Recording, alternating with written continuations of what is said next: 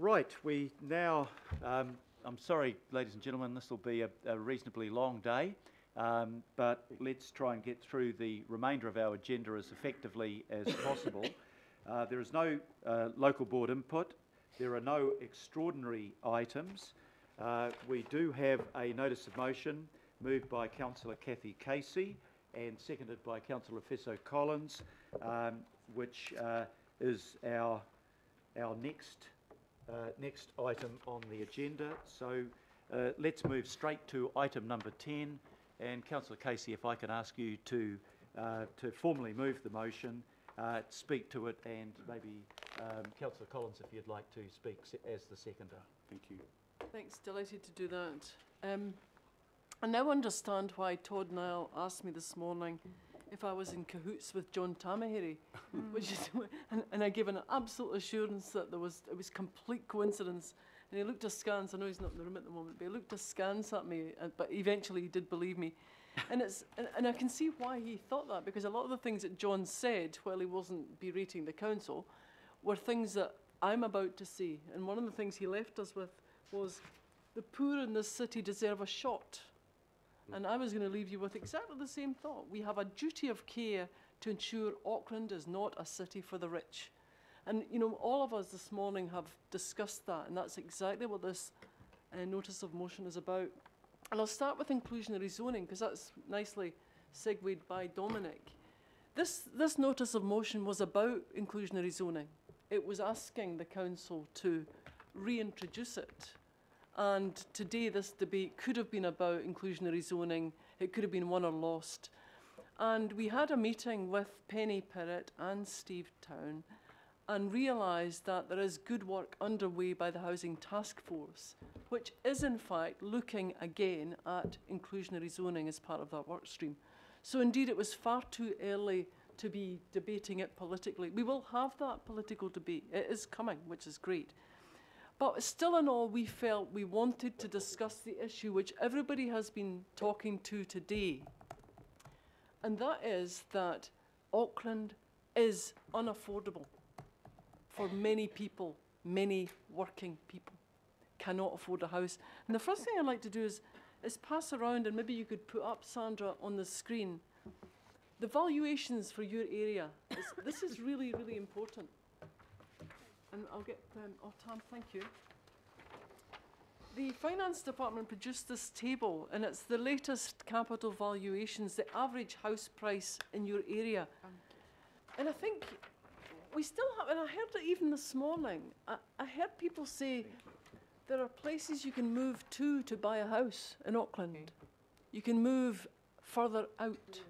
Not anymore. What this table tells you is the cheapest average house in Auckland, in Manurewa, is $750,000.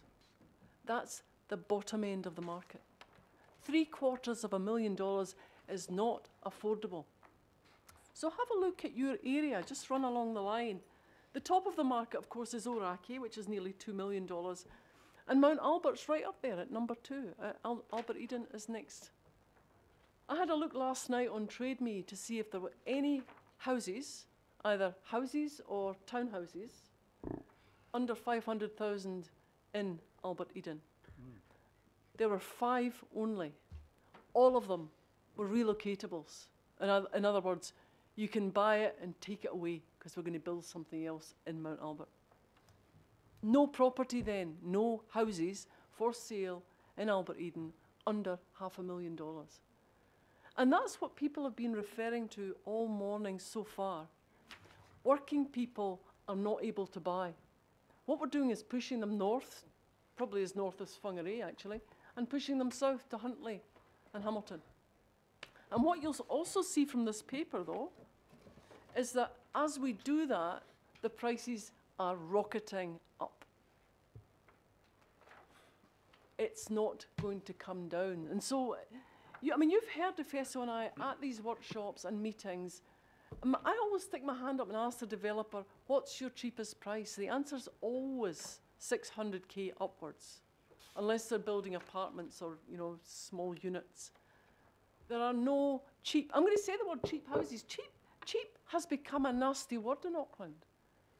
It's not a nasty word. I want to see cheap housing in Auckland that people, working people, can afford to live in, can afford to buy. And so does everybody around this table. And I think that's why we brought this today. We know there's a huge gap. There's a huge gap. Look, we've got the police trying to find police officers for Auckland, and they're going overseas. Why is that? Nobody wants to come here because they can't buy a house. We're looking for nurses and teachers especially. The same story. Where are they going to live with their family? And so this is just, the word urgent is in there. Now have a look at the notice of motion, because I really would like people to support it unanimously, because it is the key problem for us as leaders of the city, is to push the buttons, to crack the whip, to do whatever it takes to say to whoever needs to hear it, we need to fill the gap. And if there are blocks, and there must be, and there are, what are the blocks? And that's the work that Chris is going to talk about.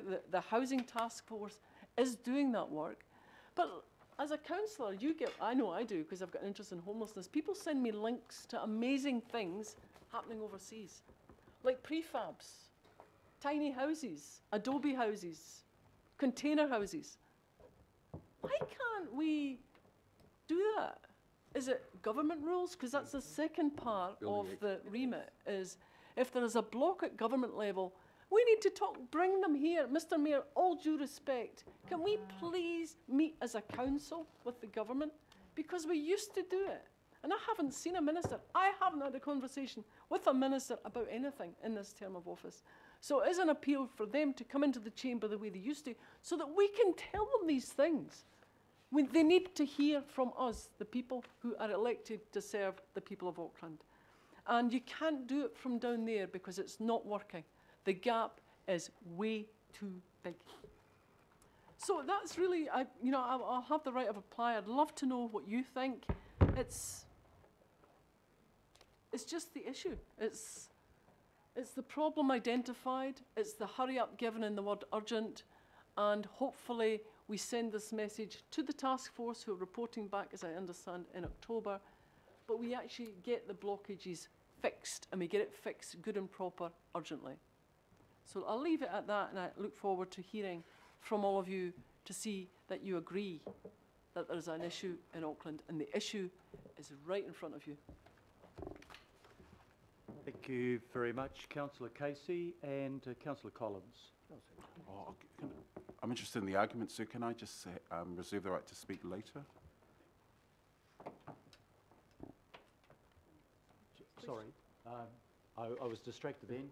Councillor, you want to happy to speak later, yeah, okay. If I need to. Look, I'd like to speak in favour of the resolution by Councillor Casey. The unaffordability of housing in Auckland is the very reason that we set up the Mayoral Housing Task Force. We knew the solution wasn't one that could be applied by just any one sector of the community. It needed to be bought into by groups right across the community, including central government, local government, the builders, the financiers, the community housing providers, the economists, and so on. And I think that the benefit of the task force is that we have got buy-in, both from central government and from the private sector, that think that the work that we are putting into that is worthwhile. And actually, I've got to say that a significant percentage of the recommendations we've made are now being implemented by the new government, and that's really refreshing. I don't think there is one single answer, but the answers that we need to look at to deal with affordability include another look at inclusionary zoning. I've looked at overseas models, and this isn't unusual, it's commonplace that there is a requirement for inclusionary zoning. I talked to Chris Aiken from the HLC, and he gave me, this was a year ago, he gave me chapter and verse about how they'd been able to make it work in Hobsonville. And without dropping the quality of the house, and I share with Dominic the idea that you shouldn't be able to walk down the street and say, look at that, they're the poor people in the street, they're the people that are renting, those are the people that are on some special scheme, but that you can include within your wider community a modest but good quality of house that people are proud to own and proud to live in. So I also, a couple of weeks ago, spent some time with Steve Evans from Fletcher's, and I went through some of the houses. They'd just built 5 houses. It took a day each for the house because they were prefabricated. They were also out at Hobsonville. And the 3 middle townhouses, which were 2-bedroom houses, were affordable houses in the way that we define affordability. And I accept the argument that if you're paying $650,000 for a house, you've got to have an income of $110,000, or you've got to have picked your parents right. Because how many of us around here have kids that wouldn't be in their own home if we hadn't been able to give them a helping hand to get there? So I think we do need to revisit the decision by council in the last term, but we may find a better and a more sophisticated way of achieving the outcome of affordable housing through inclusionary zoning. You know, with respect to my colleague, Councillor Simpson, the new development that's going to occur in Mission Bay, are we going to have 15% of that we can decide is affordable? And the answer is probably not, unless we put a massive subsidy into it. And then when you put a massive subsidy into it, you've then got to have safeguards that we don't have taxpayer or ratepayer subsidy into a house that's then hocked off for a big capital gain, and there's a private beneficiary and a loss to the public purse. But because you can't do inclusionary zoning everywhere, doesn't mean to say that we shouldn't try to make it the norm where it can be done. And I think that's the work that we need to go through with our council staff and with the Housing Task Force and try and get it right. But I want to make a couple of other general points in conclusion. If we want affordable housing, the critical thing that has driven up house prices, they were going up by 15% a year 2 years ago. Now they're flatlining, but you don't know quite where they're going to go. If you want to keep them flatlining so that affordability increases, you've got to make sure that you've got a supply that matches demand. And there are some hopeful signs there that because the growth of the city has eased a little around the edges, I think we're 32,000 in the last year, and we're building more, we're consenting more houses, that we can deal with that. But you also have to have programs like Dominic Foote was talking about to make it possible for people to get that tenure by changing the way in which we do it. And that may be by a rent to buy, or it may be by a shared equity. And there's nothing wrong with those sort of concepts to get people on that first rung of the ladder. We have to make sure there are enough houses for everybody, and that means an active social housing program. And I just want to say this one thing. I mean, it's disappointing that we may end up in court in a futile way to defend what clearly is very defendable, that we have the right to say, yes, we want inclusive communities. If we didn't have that right and the court made a decision, no, you can't do that, there'd be something wrong with our world. But we need to work to create those extra housing, and we need to cater for those people that are, you know, I used the example of mum's a nurse and dad's a fitter and turner. They're pretty well off compared to somebody in social housing, but they're not well off enough ever to realise the dream of home ownership. And why shouldn't those families have a chance to get home ownership? And we need to look at things like pricing around land and pricing around building materials, how we can be more innovative and bring the costs down. So in supporting Councillor Casey's motion, yes, we need to look very clearly at inclusionary zoning and how we might do it properly, but we have to look at all of those other factors as well. And I want to repeat the point that I know is close to Councillor Bartley's heart. When we regenerate, and that's what we're asking Panuku to do, it is regeneration, it is to create better houses and better town centres, but it's not to gentrify and lock out the people that used to live there, because if we do that, we have absolutely failed. So I support this motion and look forward to further discussion that we'll have on it when the matter comes to the Planning Committee. Councillor Watson, John Watson. Thank you, Mr Mayor. And thank you, Councillors Collins and Casey, for bringing this notice of motion to us. It's proved to be very apt timing. And just on that notion of percentages of affordable and or social housing, I mean, I can remember back to Auckland in the 60s where there were huge big swathes of subdivisions that were 100% affordable. If you went to the Neil Housing Group, if you went to Archers and Sons in Birkdale, in parts of Forest Hill, in Manariwa, in Papakura, the entire subdivision was affordable. People could get in. So it's not as if we haven't got an example in our own recent past that actually shows what can be done with the will, and that wasn't government subsidised. Certainly it was a lot harder to get a loan, but most people had no trouble going in as first home buyers. Ben Leahy wrote a very good article in today's Herald on this very subject, talking about the Auckland housing market for first home buyers, basically in lower quartile homes, so in the less affluent areas. At least a 600k mortgage is required now, presuming a 75k deposit. That was based on the financial website. Leave the figures aside, and the summation there was that it meant Auckland's market had become even less affordable for first home buyers than it was at the same time last year and the year before. So it's getting worse. In Canterbury, by way of comparison, the mortgage was 276k as opposed to 600k. That's a phenomenal difference. Dominic hit the nail on the head when he talked about the missed opportunity with the inclusionary zoning through the unitary plan process. And it wasn't as if it was a news flash to us that voted for it. Unfortunately, at the time, it was only a third of the council supported that. But we did have individuals such as Generation Rent co-author, Shamabil Ikub, who urged the council at that time to vote to reinstate the 10% affordable requirement. And he said, quite correctly as it's turned out, that if you're looking for an immediate effect, that is what you do. We instead took the notion, the failed notion, I believe, certainly in terms of the last 2 years, is that the greater supply and the greater variety would deliver the affordable quotient. Well, I had a look around my ward, admittedly, I guess in one of the more affluent parts of Auckland, and what do we get? Well, right across Albany Ward, Millwater, Hobsonville, Long Bay, Whenuapai, houses start at 1.2 million. Terraced houses generally start about 900k.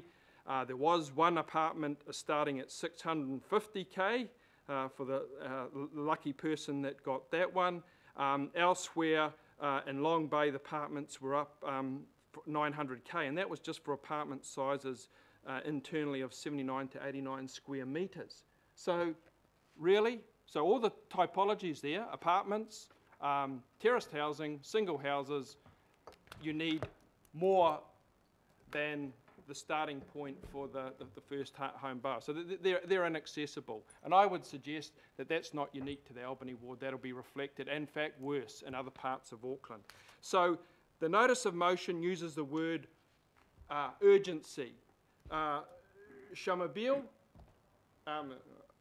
said inclusionary zoning is the way to go if you want an immediate effect. We had that opportunity. We denied it last time. We should pick it up, Mr. Mayor, at the earliest time again, because it will work. It will deliver immediate benefits. Developers, as Dominic said, that they maybe don't like it, but as they always do, they will find a way to adapt to the new circumstances. And the beneficiaries will be the people that have been shut out. I mean, again, without labouring the point, the home ownership, apartment ownership has become a dream. That term is used, isn't it? The dream of owning your home.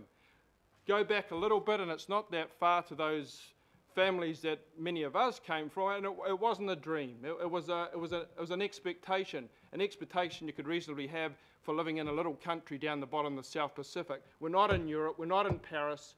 You know, we're not in those German cities where people rent for life. or in the social housing similarly in Britain where people, that's in their culture. We're a little country with lots of land, lots of forest, and a relatively small population. So I welcome any innovation, Mr. Mayor, that might address that, and surely we're capable of doing that. But let's try and get a move on here, because all of us have got children or family. We're the privileged by comparison. Those other poor people out there who forget 600,000 or 500,000 or whatever, they're not even at the starting line. There will be effects on our society if we do not move.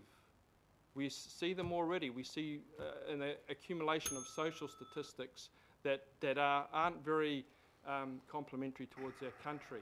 So I hope that we start off with this inclusionary zoning as quickly as is possible, and then we move on to any suggestions of other ways of looking at affordability. That surely we have enough information now. I don't think we need lengthy discussions. I think people want to see these things getting built. Thank you, Councillor. Councillor Sayers. Thank you, Worship. I'd also like to speak in favour of the motion. Thank you for putting it forward, Councillor, and for seconding it.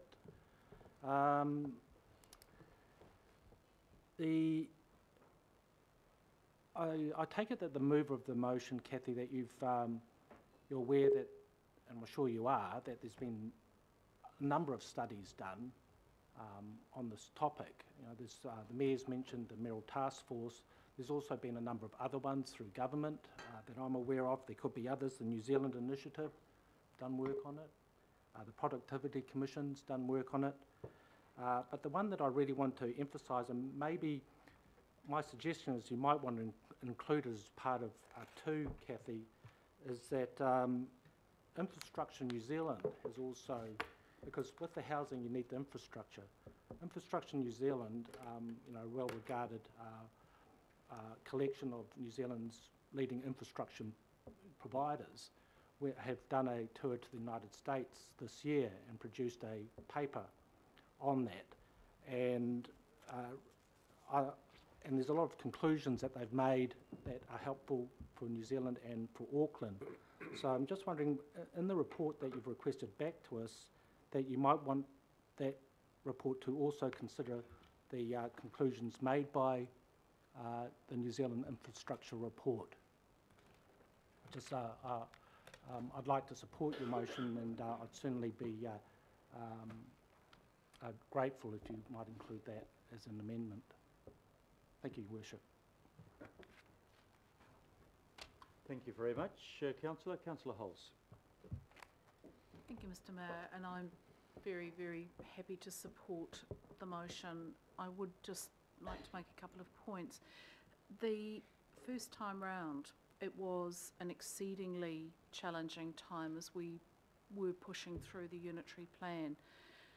This is an entirely different time in history. We were working at that time with a community very, very mistrustful of the unitary plan.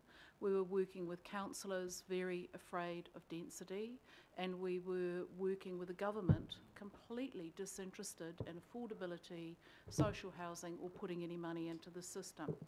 We, you know, let's be really clear, the government have got a pretty serious amount of responsibility here, and now we're in the position where that work is happening. I probably was a bit harsh. It wasn't a government completely disinterested. I hear a bit of sighing around the table, but they were not exactly falling over themselves to assist us.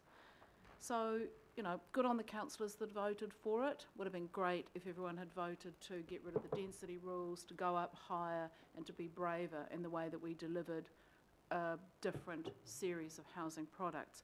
That aside, this is now the right time in history to do that. It's quite different, and I think it's exactly the right thing to do. I just want to acknowledge Dominic and the points made, and having worked with Dominic for about 20 years, I think no one is better positioned to make the statements that Dominic has made, and certainly in response to the slightly intemperate comments by Mr. Tamahiri. So it is the right time for us to do this. The work has already started, and I want to acknowledge Councillor Darby for his advocacy in this area over the last year, and thank you for getting Kataraina and the team to already start this. So the recommendation is kind of caught up with where we need to be. I think there is a degree of urgency, and I agree with Councillor Casey. Let's get on and do this. But the parallel piece of work needs to be not just discussions with the Hobsonville Land Company or HLC, because they're kind of different. They sort of, you know, they've got a slightly easier ride than a lot of the other developers. Let's bring our developers with us, because the last thing we want to do is just to start to pull that handbrake again on building. So we do need to line up the government. Please support this. We need to really support our community housing providers in every way we can, because they're the secret ingredient to this, and we need to make sure that this time we don't let it escape us. Thank you. Thank you very much, Councillor Holtz. Councillor Cooper. Kia ora.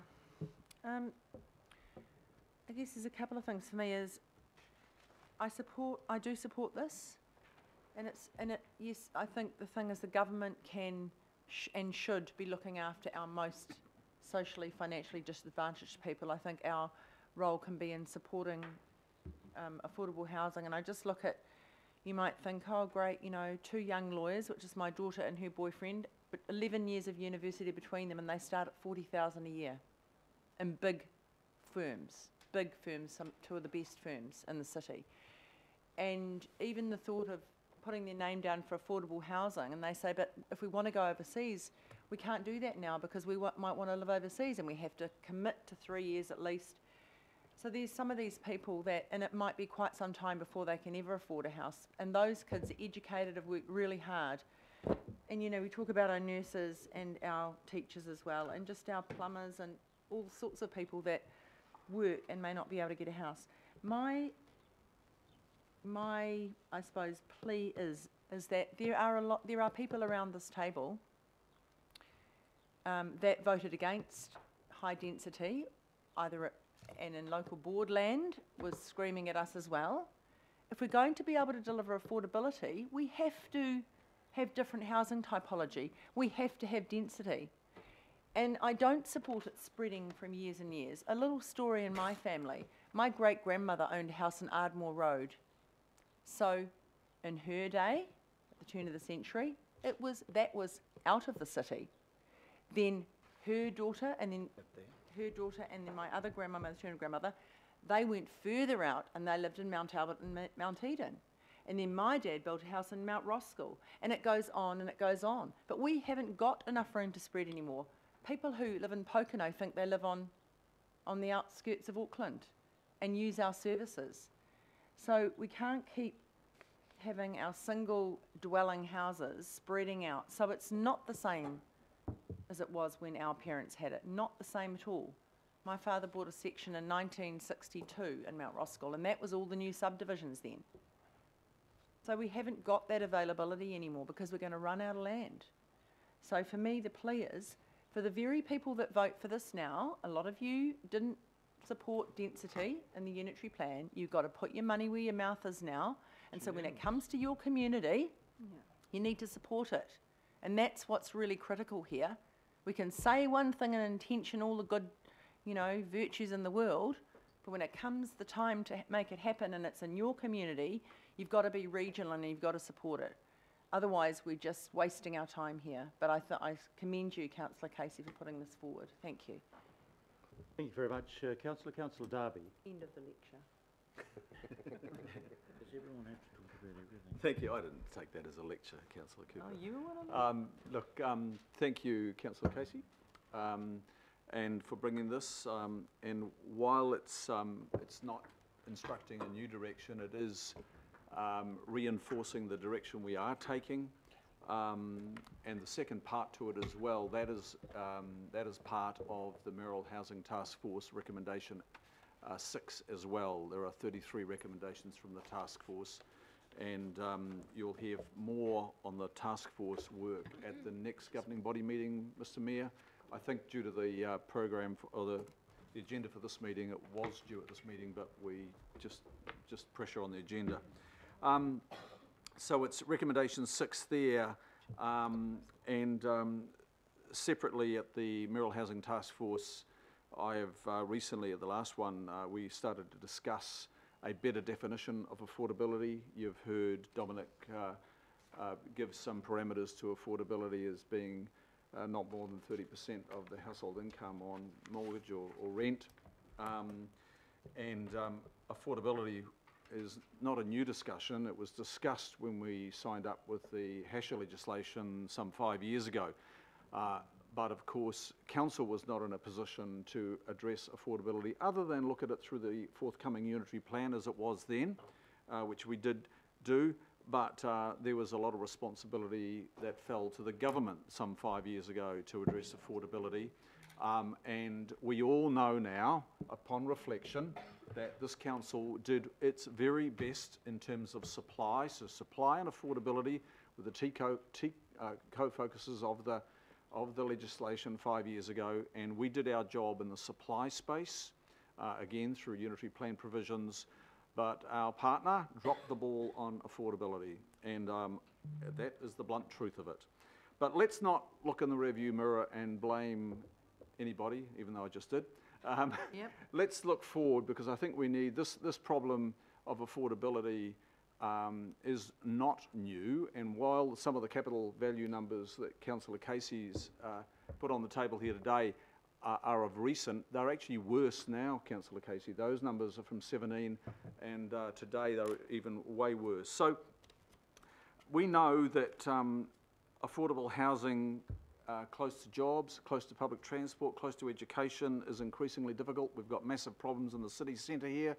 People are leaving homes remote from the city centre at 4:30 in the morning to get to a job, to fire up the city at 5:30 and 6 o'clock. Even our own building, Mr Mayor, is fired up by people we probably don't see too much of, but they come from a long way away because there's no opportunity for them to live in the city centre. 44% of Auckland renters are paying unaffordable amounts. It's not just ownership here. We have to look at tenure by ownership and tenure by renting. Those two key categories. We are losing key workers out of Auckland. We are losing young people. They are feeling exiled from Auckland. That's how the young people are feeling, the ones that I've spoken to. They don't see a future here. That has a major impact on Auckland's future, particularly its economic growth. If you don't have the young talent wanting to stay here, who is going to create this great 21st century economy that we will be relying upon as many of us retire? So the Auckland Plan 2050 has provided a new direction as well, and we have the hooks there to commence or to kick this work on, and that has a big focus on secure, healthy, affordable homes. But I want to come back to affordability.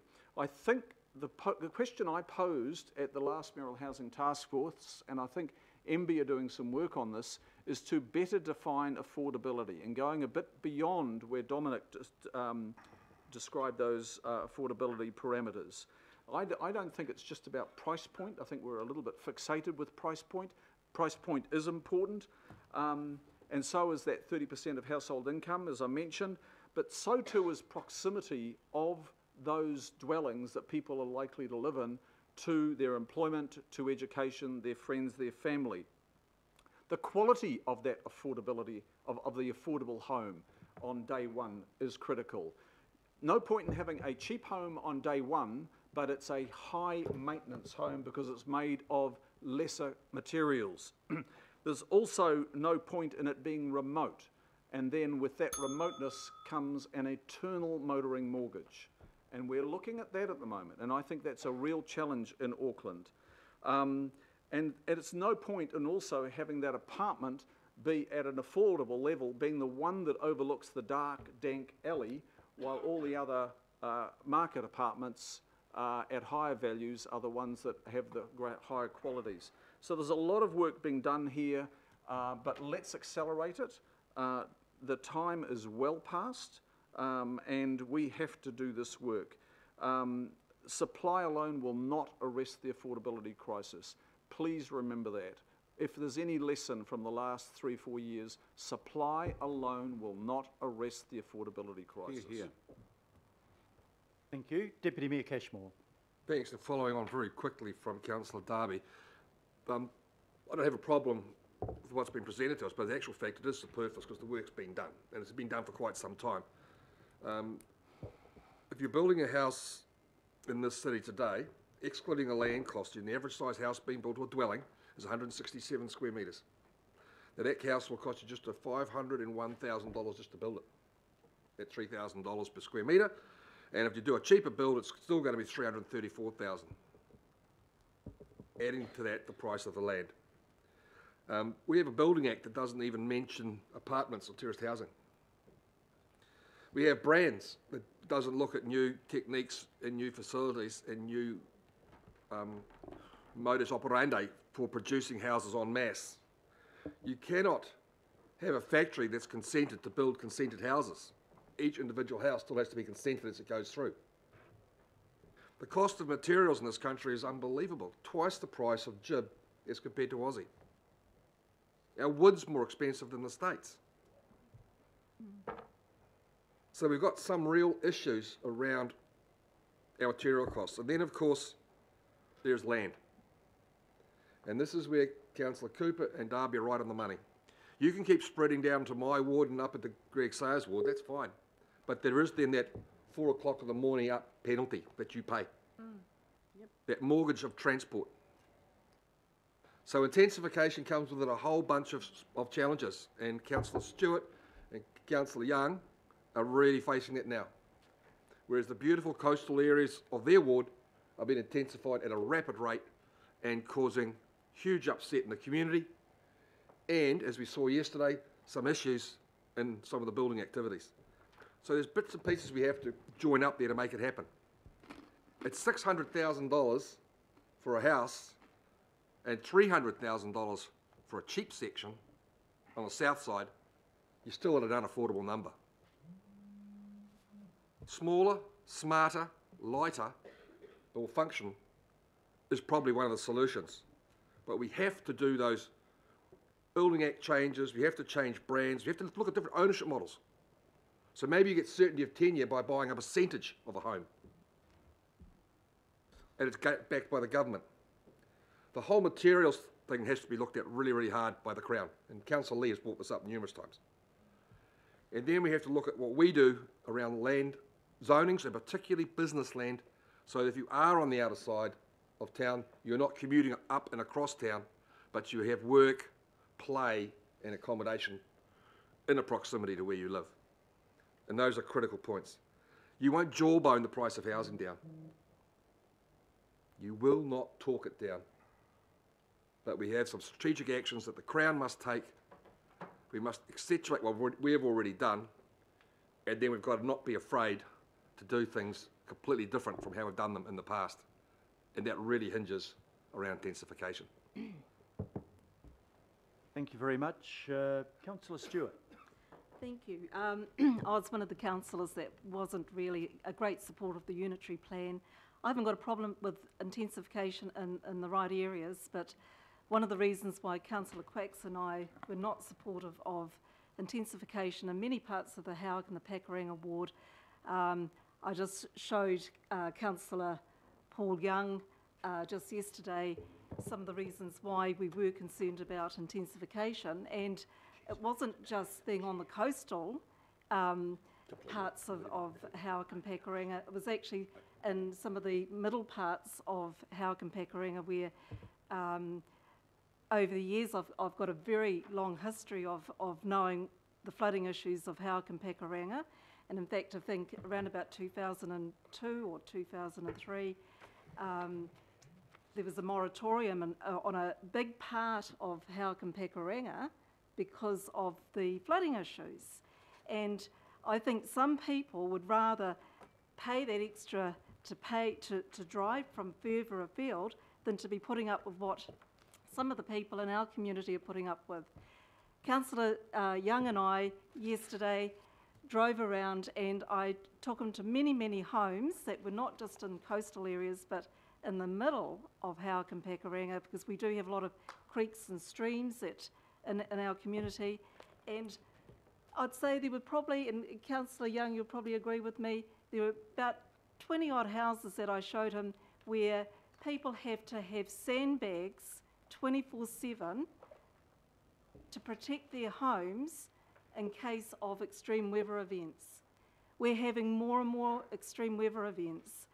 We have one street that I've promised to take Councillor Young to one day next week, where when it rains, because of the intensification, we've got a lot more infill housing that's just gone in. Because it rains, the insurance companies are now telling people that park their cars in some of these streets, they're telling them that their car won't be insured.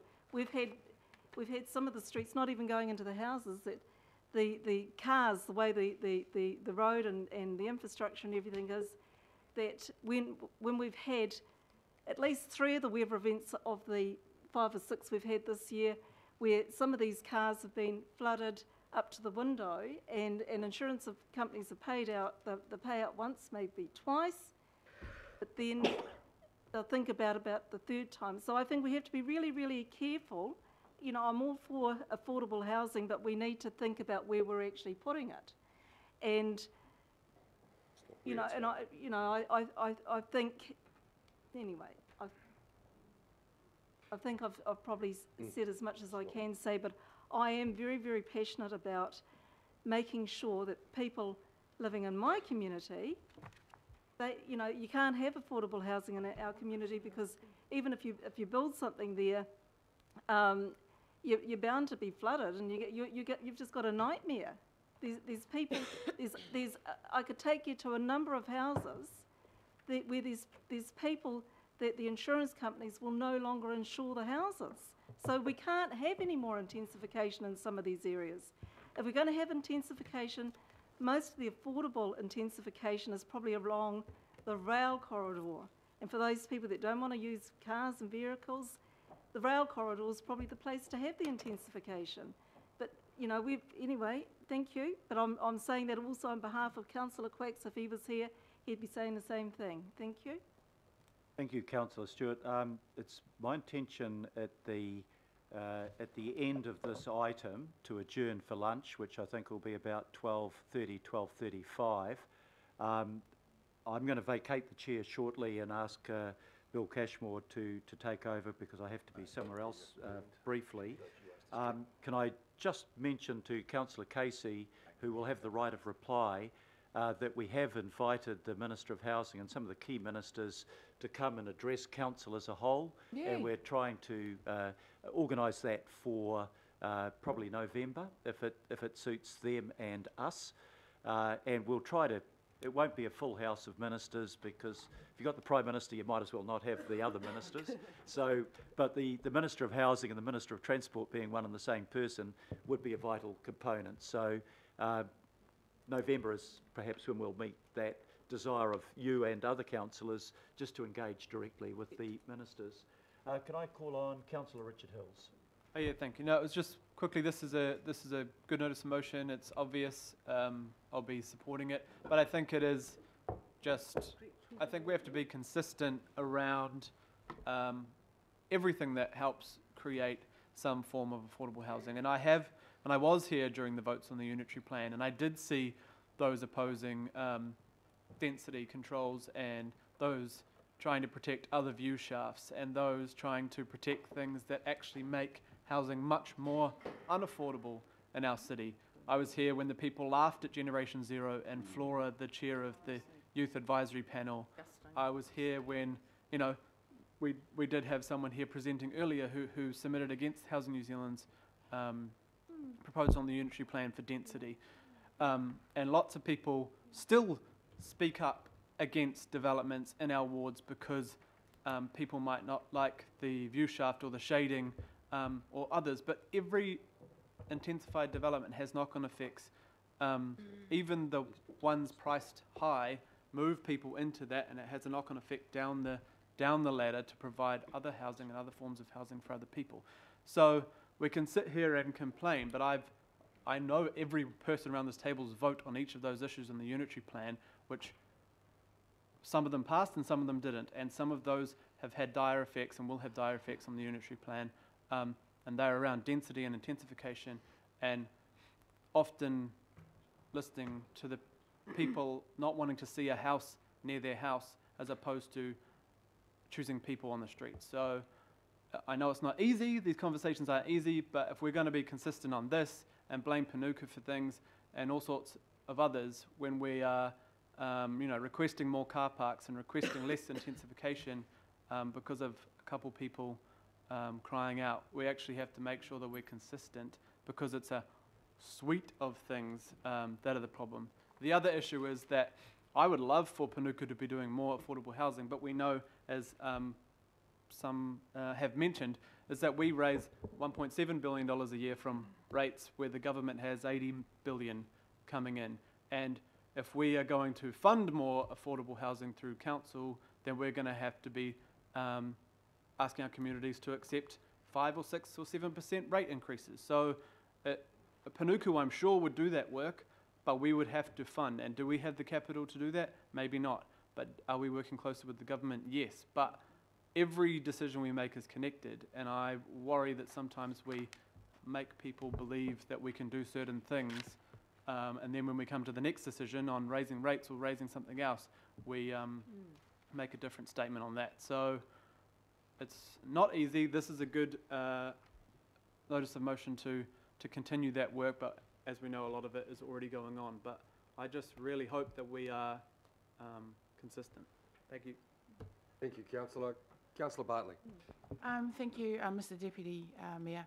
I just want to alert councillors to a recent media story where Art Green and Matilda Rice still can't afford to buy a house in Auckland. Oh my God, if TV stars cannot afford to buy a house in Auckland, then something is seriously wrong.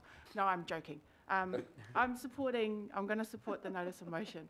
I do feel for one of my constituents, though, who wrote to me that there's a big building going up next to his place, and they are losing the sun that they got for 38 years. They used to have the sun, shining on their front door for 38 years, but that's going because of this tall building that's going next to them. I do feel for residents that are going through that with the unitary plan changes.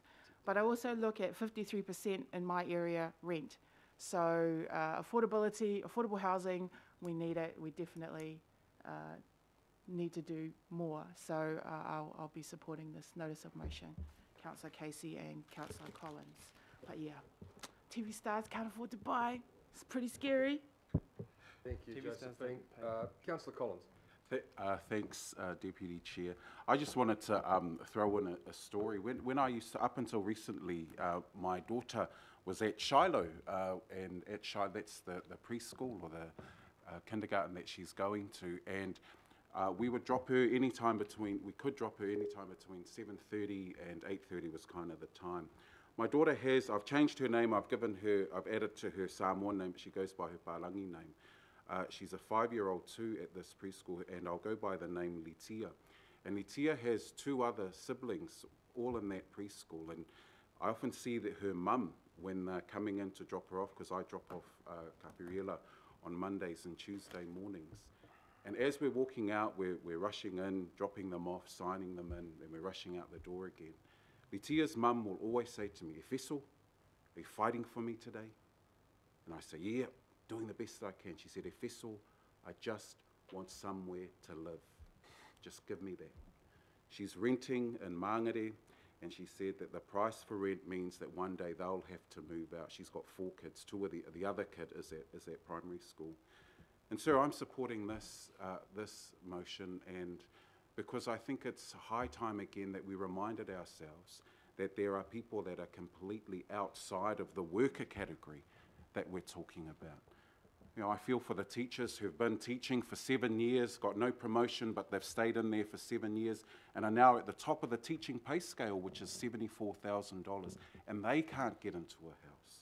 We've got youth workers, plenty of youth workers and social workers, all in South Auckland, all clustered in parts of South Auckland, to support a community that, in my view, has been marginalised out of home ownership, housing affordability, and those people are in there all the time working alongside their families. Public servants, nurses, tradespeople, they've been mentioned today. But it's Litia's mum that reminds me every time I drop off Kapiriela that we need people fighting for her, people who are going to be talking it up.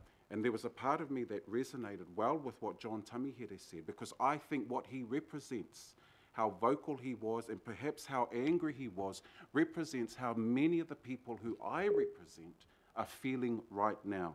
In the TSI, in the Southern Initiative area, the average mean income is $28,000. $28,000. There is no hope of home ownership. And I'm really interested in the discussion. I want to pick it up with Dominic in a little while around the mix of housing.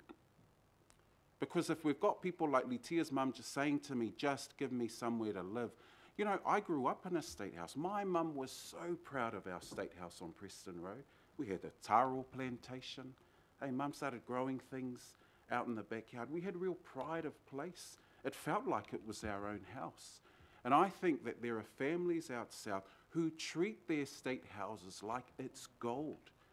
And it's the youth workers and the social workers that we have there that are supporting them, that are going to help them to treat their houses, whether they're rental houses or state houses, who are going to help them to treat them like that.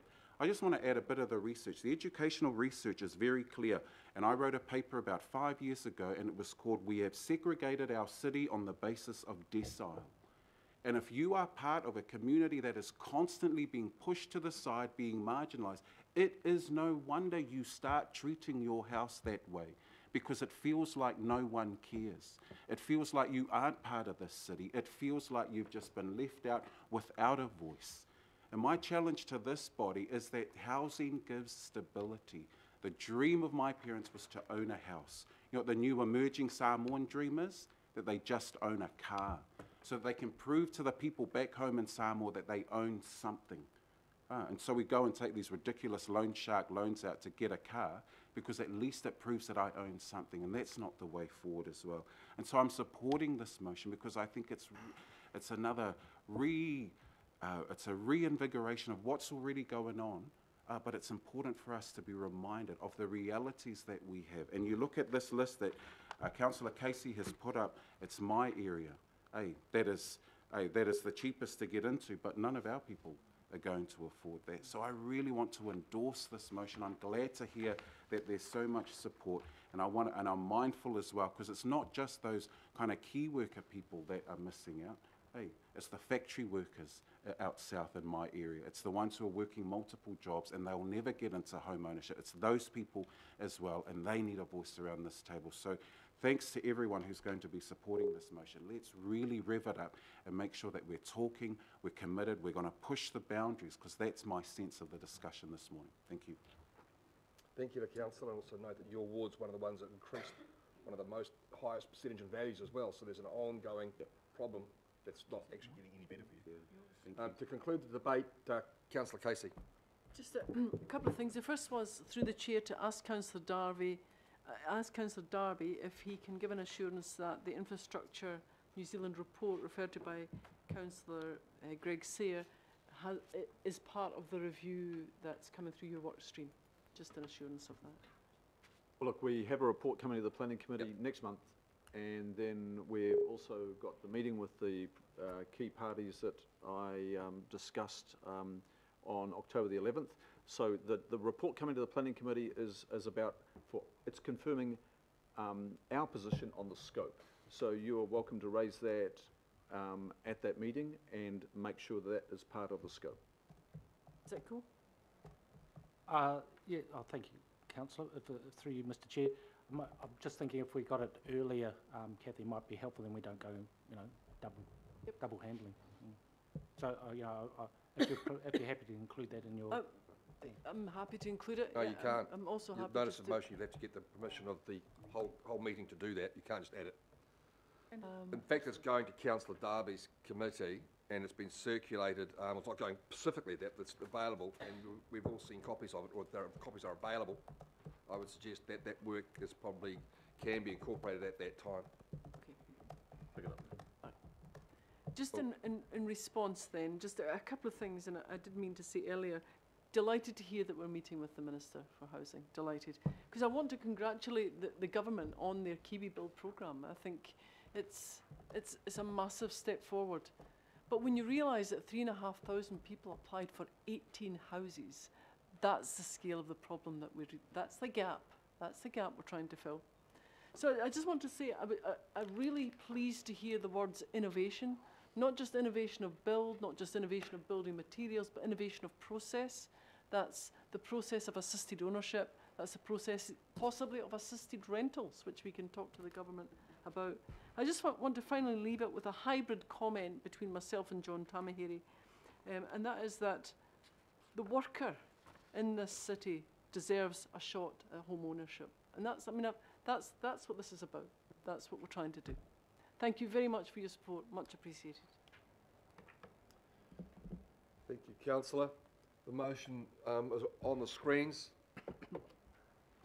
I'll move that the motion. All those in favour, please say aye. Aye. Contrary?